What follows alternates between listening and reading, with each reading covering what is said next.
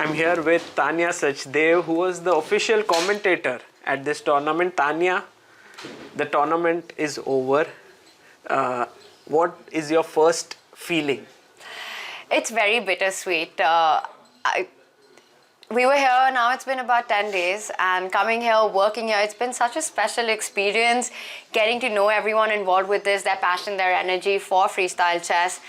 And we spent so much time because this has been a very unique event that after every work day, we would have a dinner. Yes. And everybody would be there eating together. Usually at tournaments or at commentary gigs, you finish your work, it's been a long day, people go back, they rest, they do their own thing. But here it became like a family. And it started with so many days in front and it's just flown by, and I can't believe we're going back already. So my first feeling at the end of it is, wow, it's been an amazing event, but damn, it's over. Right, but it was tiring, I believe, because you guys were commentating on Chess 960, and if I'm not mistaken, you were not even using engines, right? Only the evaluation bar. That's correct. We were, and it was the three of us, me, Niclas, and Peter in the studio. So Peter and I would be on the desk, and we didn't have our engines, but we had Peter. Yes. I had Peter next to me, but also we had Niclas, that whenever we wanted to kind of get into the exact precise critical moment or a critical move, we know he'd keep us sort of true to the position and what exactly is going on. But what's really important is to bring in the human element of it, to bring in the human perspective into the position, and that was Peter and my role. I feel like we managed to do that quite well, and it was definitely exhausting. Also because in freestyle chess, we had to think from move one. Yes. Not only the players had to think from move one, but even the commentators. It wasn't as if there was some theory or an opening preparation that one can rely on, break down the ideas.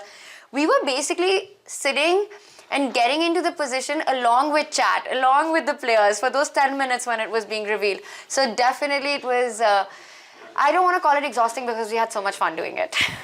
You know, Tania, you did a camp with Judith at the Yes. start of the year, 15 days. Now you sat next to Peter, commentating on this, thinking on your own.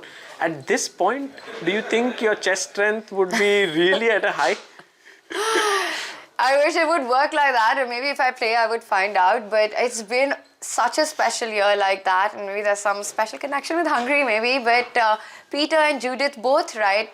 I mean, they've been my idols, and they've been two of the world's greatest who have looked up to growing up. And then They switched off the lights. Maybe we can come here. let's go here. Yeah, this is good. Here. Okay. Here? Here? Here. Here. So yeah, and just having the start of this year working on chess with Judith, and then coming here working in person with Peter, it's been awesome. And the thing is, right, commentary is very different from playing skills, and it's a completely different skill set. So I think if you look around, most commentators, they don't play actively. You have to choose one or the other at some point. So I'm not really sure, but it really, I don't know how much I improve in chess with commentary, but I feel like, you grow as a person. Like I feel like my life becomes more full. Brilliant. So, Tania, you've commentated on so many standard chess events. Yeah, this is fine. Standard chess events. You've done World Championships. You've done Champions Chess Tour. It's maybe the first time you commentated on Chess 960. Right? It was my first time commentating on Fischer Random Chess, and yeah, I mean, it was a real cool experience. I loved it, and I want to do more of it. We already have, like you said, Champions Chess Tour. There's the Grand Chess Tour, and we're going to have the Grand Slam Freestyle Chess from next year, which is also going to become a global tour. I look forward to doing more of it because I also find it very creatively challenging, because you have no idea, one, what position you're going to start off with. Two, you have to start thinking and breaking it down with your co-commentator, with everyone who's watching. Kind of puts you on level ground. So I really enjoyed that. Yes, but do you think that this sport, and forget for a few minutes that you are in Weissenhaus and you did How this can I comment. forget? So beautiful.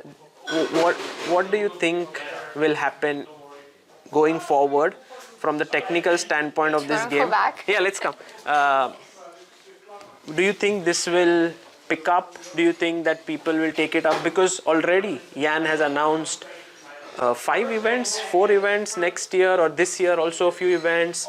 5 times the prize money. Magnus says he wants to play. All other players are like, yes, we will play, you know, those who finished in top 5. What's your take as a commentator and from what you gathered from the crowd, you know?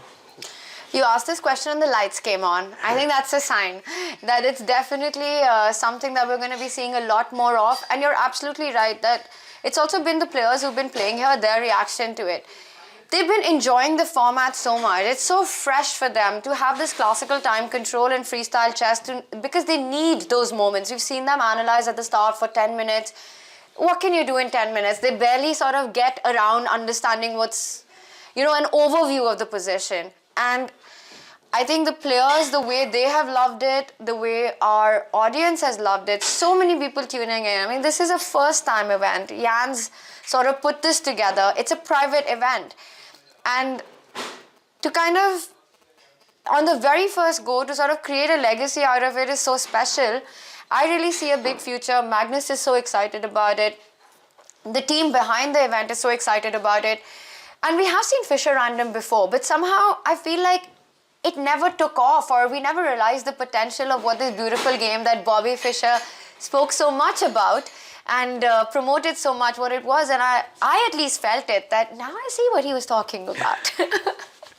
and this will continue to, I guess, grow, and maybe it might become into something very substantial in the world of chess. And it might come to India. Yes, who knows that, you know, when a young kid or someone learning chess for the first time may take up chess 960 instead of standard chess, no? And then they have to learn no openings. Knight, we generally teach rook goes on a1 and h1. Now I'm already thinking, when I teach chess, should I tell them rook goes on a1 and h1, knight goes on g1 and b1? Exactly. It's all about how, I feel, what is the future and how this develops further. But you're totally right. I mean, there might be players who get into chess really enjoying this format, who don't want to study those openings, the first 20 moves, because it's difficult to do that as well. But here you basically learn the general principles of the game. You understand how the pieces move. You know what your ideas, what you're trying to achieve with the opening, the ideal sort of setup for your pieces, a good control of the center, space advantage, look for those pawns which are hanging early on, try to attack it, try to get your queen to the right place. And you just kind of use your own mind to do that. So it might happen, Sagar. Yeah, I think we are entering a different kind of space in chess, although it might be a bit too much to say that right now. It's a bit early, but I think we've started something. It started something very special. And of course, you know, it doesn't aim in any way to replace chess. Nothing can replace chess. But I think it's a very cool format. And to have this coexist from an audience, spectator perspective, there's so much to enjoy from it. And Tania, about Weissenhaus here, what are your impressions that you take back home about this venue, and also the hosts, Jan and Holly? I think you spoken to us that you found them wonderful. Yeah, it's been so special to be here and to spend time with Jan and Holly. Of course, first about Weissenhaus, I mean, no photos on the internet, no videos that I think anyone shows can do justice to this property. It's so beautiful and it feels so calming, and you're walking and you've got these beautiful pine trees all around, just everything where we eat breakfast, and there's this sense of, I don't know, like one with the nature kind of a feeling. And it's, I mean, I'm just looking outside right now as well. I can see, you know, our building where we've got our rooms, and just everything is beautifully designed. And I think it comes from the owners and the people who made the freestyle chess a reality. Jan and Holly, they're behind the whole thing. And when you meet them and you speak to them, and I think even today when we had the closing ceremony, you can feel it. Like they live their life with love and with energy. You know, it's like this feeling of being on an adventure together, wanting to do things. Jan loves chess. He wants to do new things with it. He wants to create this new space, and he's so passionate about it, and you can see it in them. It's been very special, and I feel like after getting to know them, coming here to this beautiful place, spending 10 days, one really, at least I feel, I've realized that in life, the most important thing is love. Is love. Beautiful. Tania, on that note, I think we end this interview, and also I'll let you go so that you can enjoy Weissenhaus for the last few hours. Yes. See you later, Sagar.